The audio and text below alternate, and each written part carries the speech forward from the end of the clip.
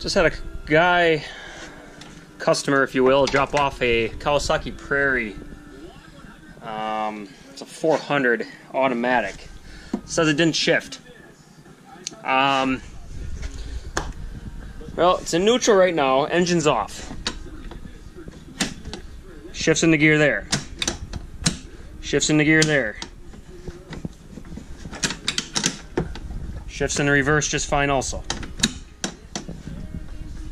Back in neutral. You turn it on, leave it idle, you can't get it into gear. And when you try to rev it up, doesn't want to rev up real quick, and all of a sudden you start smelling hardcore belt.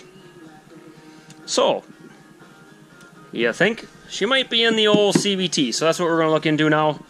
That's a prime candidate in this situation where you can shift it into gear when it's off, but then when you turn it on you can't get it to shift at all. I could get it in the reverse, but it wouldn't go anywhere. So I'll check it out. Hopefully it's something in the CVT. Just being in neutral and revving it up in neutral, and then all of a sudden you see belt smoke come out and it smells like burnt rubber. There's obviously something wrong with the CVT. Something ain't opening up. Yeah, we'll get in there. Well, let me just get a light here.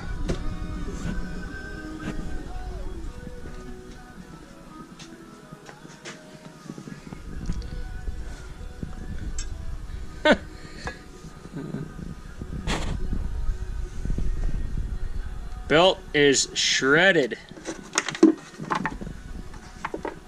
Wow. Yeah, that ain't...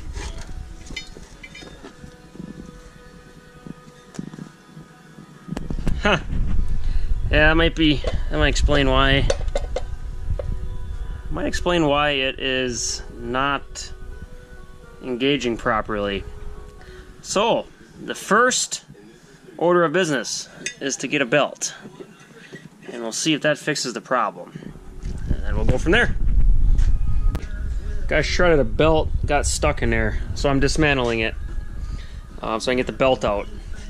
Well, the best thing to do is get yourself a secondary clutch compressor.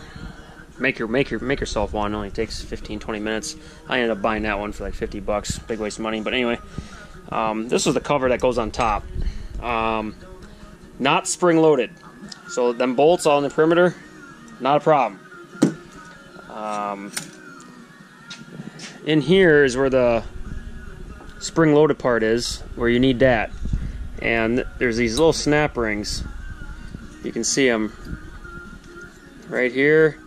And there's one right here. So I'm compressing this, and you can see them moving, and then you got to fish them out of there. So that's what I'm working on right now. And when I release this, it should bring the spring and helical up, because that thing looks like junk in there.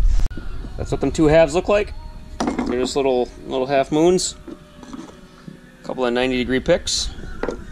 Work good. And I'm going to loosen this nut. See what happens.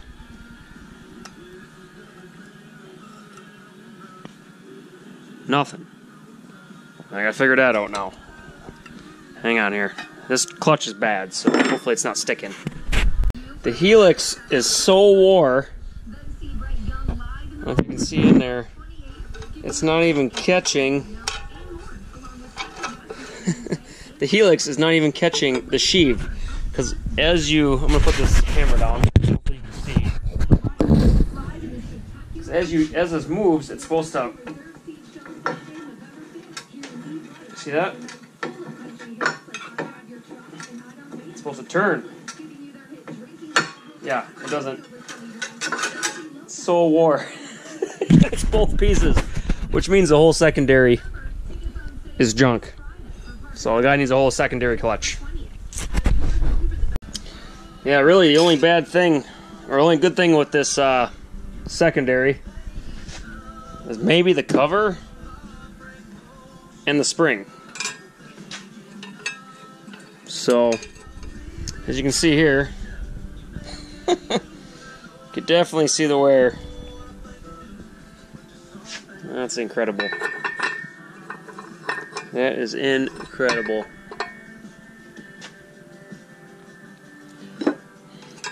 Take that off of there.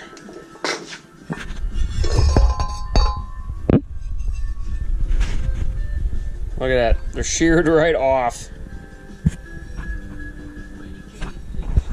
All three of them. So at the bottom part of this, where this helix rides, it could spin freely in here. You know what it's supposed to do is ride like this and go up and down like that. But it's so wore that it just keeps spinning without making contact. And then this piece is even junk. Big old chip out of that. So, and there's a groove right here. I think the primary is savable, but the guy's going to need a whole new secondary clutch, which is thankfully cheaper than the primary. And a new belt. I'm just ordering him a whole new secondary. So, yeah, thanks for watching, everybody. That's what to look for in a bad secondary. It's a lot of wear.